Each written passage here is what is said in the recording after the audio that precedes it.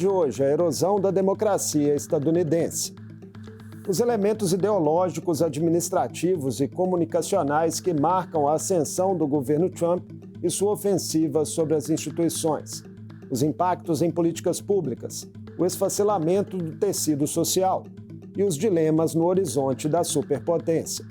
Eu converso com a socióloga especializada em ciências políticas, Gisele Agnelli. Ela é autora do livro Autocracia Made in USA, o declínio da democracia nos Estados Unidos, visto de dentro, em lançamento pela Coulter Editorial. Bem-vinda mais uma vez ao Mundo Político, Gisele, uma alegria recebê-la. Muito obrigado, é uma honra estar aqui com o TV Minas Gerais sempre. Gisele, quando Trump venceu pela primeira vez, em 2016, o mundo se perguntou como aquele outsider que encontrava resistências no próprio partido havia chegado ao poder. Após um mandato de muitos sobressaltos e polêmicas, ele não se reelegeu, mas voltou a triunfar em 2024, mostrando ainda mais força. Quem mudou mais nesse vai e vem, Trump ou os Estados Unidos? Excelente pergunta. Acho que esses outsiders da política a gente já percebe em vários países do mundo, e nesse primeiro governo dele, o Juliano Dampoli bem descreve, Engenheiro do Caos, né, como os partidos políticos foram perdendo essa capacidade, essa força centrífuga, né, de os candidatos mais mainstream, mais centrais, serem escolhidos pelos partidos. O Trump foi uma dessas figuras, o Bolsonaro também foi uma figura no Brasil, olhando para os Estados Unidos, no primeiro governo ele tinha uma característica bastante populista, mesmo por ser um outsider e ser do mundo dos negócios e não do mundo da política, ele não conseguiu avançar muito em muitas propostas que ele fez. Acho que dá para dizer que é um populista caudilhesco, personalista, que a gente conhece muito na América Latina, mas que era desconhecido na democracia estadunidense. Nesse segundo governo, a gente já tem uma característica totalmente diferente. Ele vem com o projeto 2025 da Heritage Foundation, que é uma think tank conservadora americana. Alguns estudos já dizem que cerca de 50% do que está nesse projeto, nem se fecha um ano de governo, já foi implementado. As características desse governo são completamente diferentes.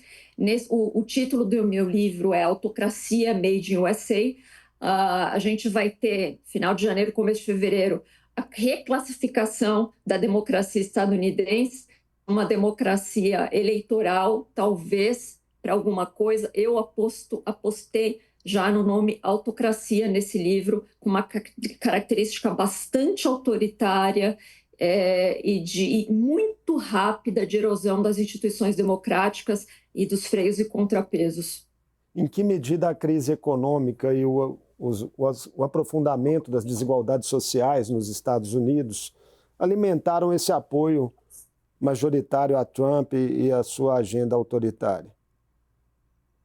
Um dos fatores que eu acho fundamentais e de fundo e de raiz foi o aumento do Gini, né, o índice que mede as desigualdades sociais nos Estados Unidos. Houve um grande empobrecimento, principalmente dessa grande massa que é a classe média estadunidense. É incrível que, se a gente olha, os mais pobres não teve muita mudança, nem dos mais ricos. Mas se a gente olhar essa grande classe média, principalmente a classe média baixa e média, teve um empobrecimento muito grande dessa população. Para uma sociedade que vive do mês a mês, né, e que está muito acostumado com uma inflação baixa, com uma estabilidade financeira, a gente está falando da maior economia do mundo, no final do governo Biden, pós-pandemia, se chegou a uma inflação maior dos últimos 40 anos. Então, como o salário do estadunidense ele é muito comprometido, né? A casa é financiada, o carro é financiado, eles pagam a universidade por muitos anos, às vezes depois de muitos anos formados, né? E uma economia sólida, quando a economia cambaleia, a inflação sobe, isso tem impacto gigantesco no dia a dia do estadunidense. A gente viu agora no shutdown, por exemplo, um grande empobrecimento das pessoas a ponto delas ficarem em situação de vulnerabilidade alimentar. No período de shutdown, um dos principais programas do governo aqui no Brasil, eu comparo aqui no Brasil com o Bolsa Família, que são os vouchers alimentares de complementação alimentar, por 34 dias pararam de ser distribuídos e a gente viu a fome tomar conta, né? Então, qualquer soluço, quando você tem essa característica na sociedade econômica de viver de salário em salário, afeta demais. E o Trump veio com um discurso muito calcado em 2 pilares: economia, isso foi o mais forte. Esse tirou o Biden e tirou a sua sucessora, que foi a Kamala Harris, porque ela não era uma mudança, ela não representava uma mudança de curso econômico. E o segundo foi um discurso bastante populista de trazer os tempos áureos para os Estados Unidos, o mito, entre aspas, né, da China crescendo e passando os Estados Unidos em termos tecnológicos, em termos de manufatura, e o pilar imigração, um pilar aí mais populista, mas que ele está entregando fortemente nos Estados Unidos e está segurando um pouco os problemas que ele está tendo econômico com o tarifaço. Em meio a esse contexto que você descreve, é possível afirmar que a população norte-americana escolheu deliberadamente um caminho da autocracia ou talvez o desprezo do republicano pela democracia tenha sido subestimado? Eu não acho que foi uma escolha deliberada. Eu acho que a gente precisa fazer também uma análise mais profunda.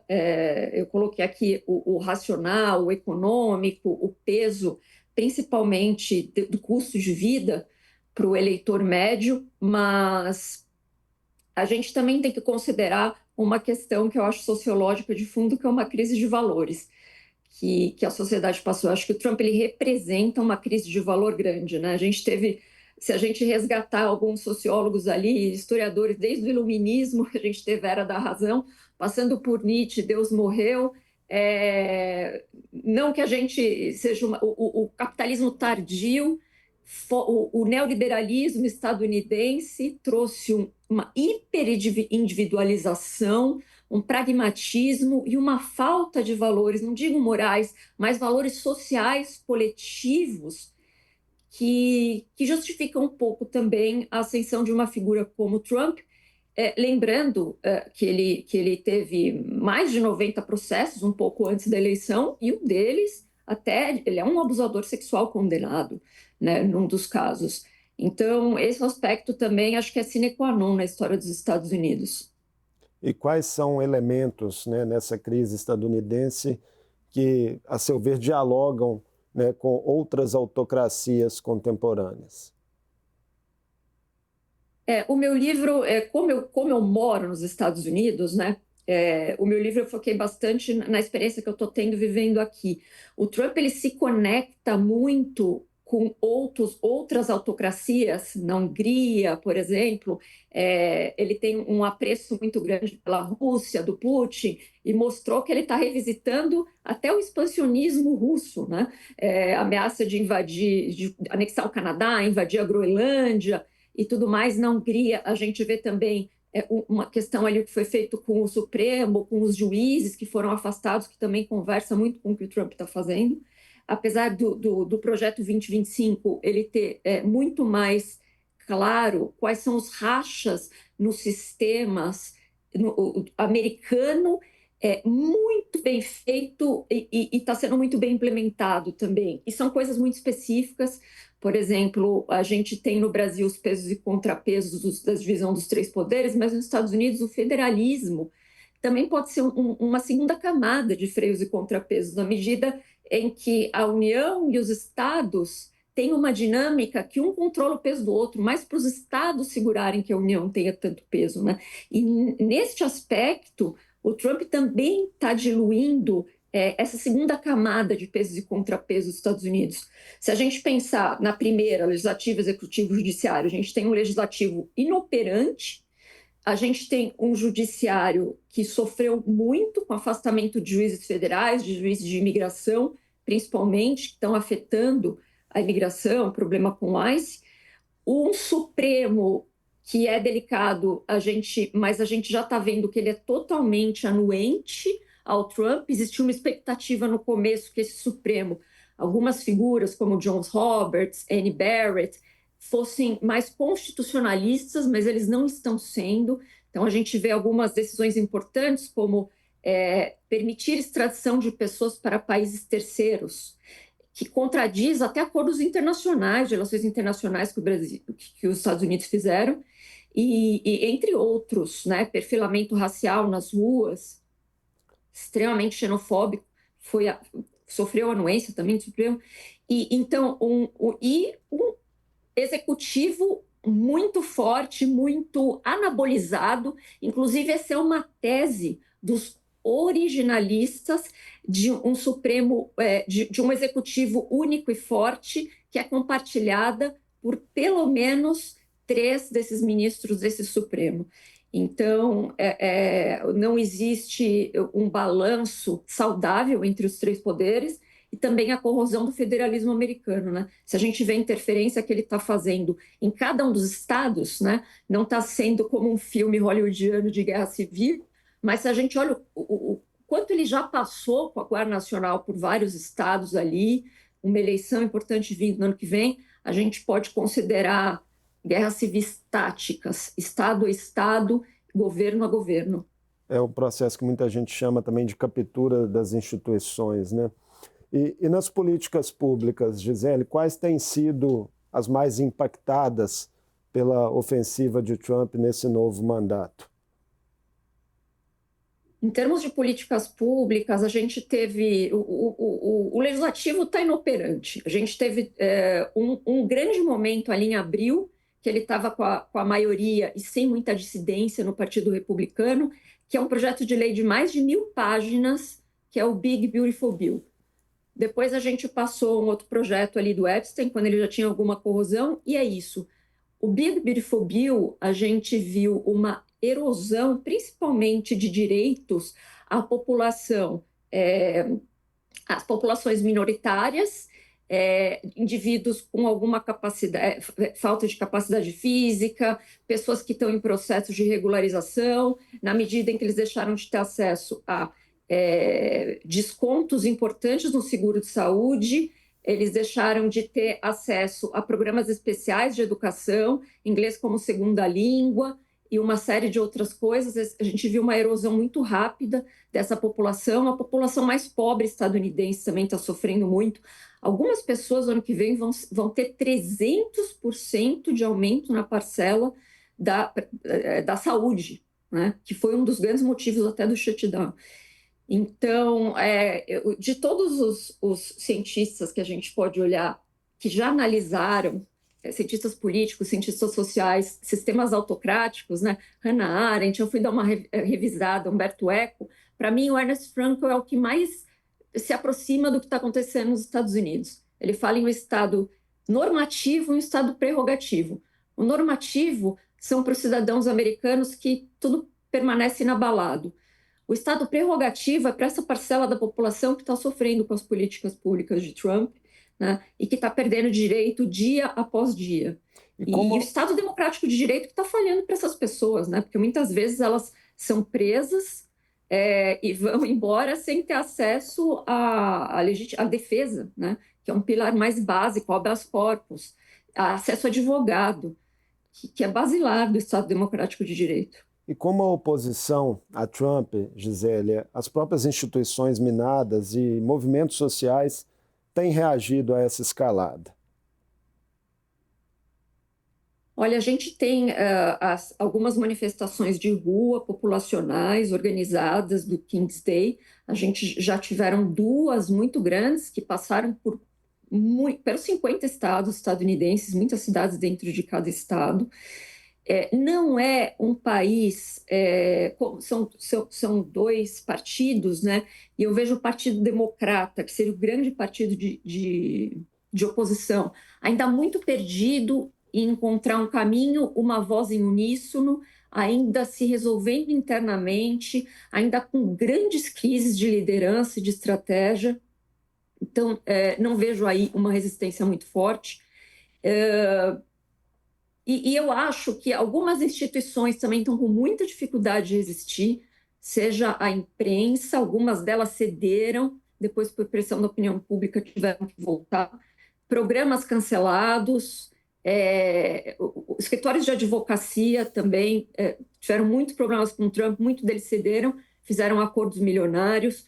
Universidades, a gente sabe, Harvard segurou, mas é uma das universidades mais caras e com mais dinheiro do mundo. Outras universidades médias, as universidades estaduais estadunidenses não estão segurando, há uma interferência direta, principalmente acabando nas universidades estaduais com diversidade, programas de diversidade e inclusão, e com professores e funcionários que vêm com o visto HB1, isso está sendo esfacelado aqui nos Estados Unidos. Então, eu ainda não estou conseguindo ver alguma coisa muito ativa vindo das instituições e das sociedades. O risco da democracia dos Estados Unidos chegar a um ponto de não retorno já é concreto? Não, acho que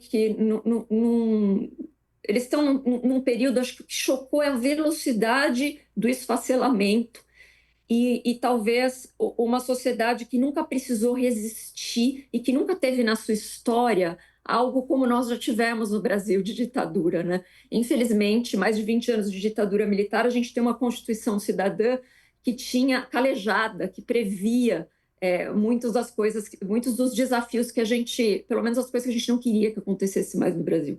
Aqui a gente está vendo uma sociedade que nunca passou por isso. Isso tem um pouco a ver com eles vão precisar aprender a lidar com esse problema que é o Trump. Acho que o momento chave para a gente analisar o que vai acontecer, a corrosão, é o sistema eleitoral. Uma das coisas que eu tenho muita expectativa de acompanhar as eleições de meio de mandato, que vão acontecer basicamente junto com as eleições presidenciais do ano que vem no Brasil, quase no mesmo mês, um mês de diferença. Ali eu acho que a gente vai precisar ver se o sistema eleitoral ainda estará intacto, haja vista algumas corrosões que a gente já está vendo, né? Então, o ICE vai estar presente nos estados, a Guarda Nacional, porque os estados têm aqui totalmente autonomia com relação à justiça eleitoral, é estadual, né? Cada um tem um sistema diferente, um tem máquinas, outro aceita voto pelo correio, outro não. Trump está atacando demais a autonomia dos estados.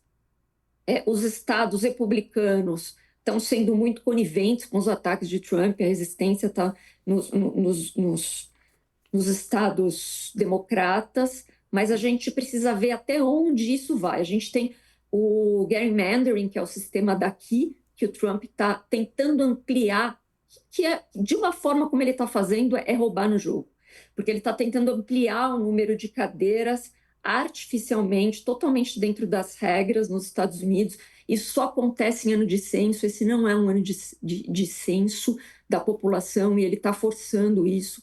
E também tem uma questão importantíssima que vai ser votada pela Suprema Corte, que é proibir o gerrymandering, que é o redistritamento das zonas eleitorais, nos estados do Sul, estados onde tem concentração de negros fortes. Se isso passar, mas os estados republicanos aumentarem muito o número de cadeiras para o Partido Republicano, mesmo que os democratas tenham um resultado eleitoral muito favorável, talvez eles não consigam. Então, aí eu acho que a gente já pode analisar uma corrosão ainda maior nos Estados Unidos, mas a gente tem que esperar para ver como que vai ser esse processo. No início dessa resposta, você fez aí um paralelo com o Brasil, né, que também lidou com ameaças recentes à democracia. Há diferenças notáveis, sobretudo na reação das instituições entre um caso e outro? Eu acho que o fato até do Trump ter conseguido se candidatar a uma diferença muito grande com relação ao Brasil, porque eram muitos processos e era uma situação que a Constituição americana não previa. Então, isso precisou passar pelo escrutínio do Supremo. O atual presidente do Supremo aqui, o John Roberts, que foi o relator do processo que deu o aval à imunidade absoluta para Trump e permitiu que ele fosse candidato, eu acho que esse é um fator importantíssimo para o que aconteceu na democracia americana, né? E o Trump ele entrou com um nível de revanchismo muito alto, ele está indo para cima de todos os procuradores federais que tiveram envolvidos nos casos, né? Ele tinha até recentemente um estado que ele não podia se dar o perdão, que era era um caso estadual na Geórgia, não era federal, porque os federais ele podia se auto-perdoar, os estaduais não. O da Geórgia era o caso de ele questionar a lisura eleitoral ali e de fraude, da interferência dele no pedido de se alterar os votos, e infelizmente caiu também essa investigação, né? Então a gente precisa entender que provavelmente talvez não tenha uma investigação pró-Trump, e isso acho que é muito ruim para a democracia estadunidense, né? Você vai de 91 processos para talvez nada depois de um eventual governo. Então, e essa imunidade que a Suprema Corte absoluta durante o mandato que a Corte agraciou Trump é muito complexa. Eu acho que uma coisa também que tem de diferença para o Brasil é que quando ele entrou, além do perdão a ele mesmo, o perdão extenso que ele deu para todas as figuras ali que invadiram o Capitólio, a gente teve um episódio muito parecido, e por aqui a gente viu que essas pessoas, todo o processo, as pessoas envolvidas foram julgadas, né? E aqui isso não aconteceu, e isso dá uma certa força para as pessoas, inclusive nesse governo, que estão cometendo atos que a gente pode discutir sobre a legalidade deles, sentirem que eles vão ser perdoados também no futuro, né? Isso é muito ruim do ponto de vista democrático. Gisele, como foi o desafio, né, de escrever essa crônica, né, sobre os Estados Unidos atual, em meio a um ritmo frenético de fatos que se sucedem, né, desde que Trump reassume o poder, e também na sua condição de ser uma estrangeira residente no país, quais olhares adicionais isso traz para a obra? Isso tem um impacto grande, até pessoal para mim. Quando ele entrou no primeiro governo, eu já estava aqui, e eu escutei coisas ali, quando ele falava que ele ia construir um muro entre os Estados Unidos e o México, né? E o meu filho tinha uns 5 anos, por exemplo, escutou na escola de um amiguinho americano: poxa, eu gosto tanto de você, mas agora você vai ficar do outro lado do muro, né? Então, essas coisas eu tive que escutar pessoalmente. Eu comecei a escrever os artigos em vários meios do Brasil, até para me ajudar psicologicamente de estar aqui passando por esse período de xenofobia à flor da pele. Comecei achando que 1 a cada 15 dias estava bom, e realmente, desde que Trump entrou, eu passei rapidamente 2, quiçá às vezes até 3 por semana, tamanha velocidade das coisas que estavam acontecendo por aqui. Você aponta na obra, né, que não só a democracia americana está fragilizada, mas que a erosão dela também é uma alavanca para muitas distopias em todo o mundo. Como isso compromete a estabilidade e a ordem globais?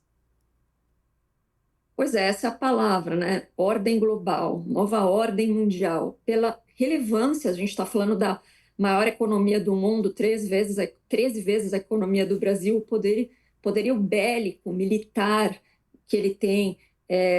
A gente viu também ele muito ligado à extrema-direita no mundo. A gente viu o que aconteceu com o Brasil, e o potencial que isso poderia ter sido. A gente agora está num momento bom de negociação, mas poderia ter sido diferente, né?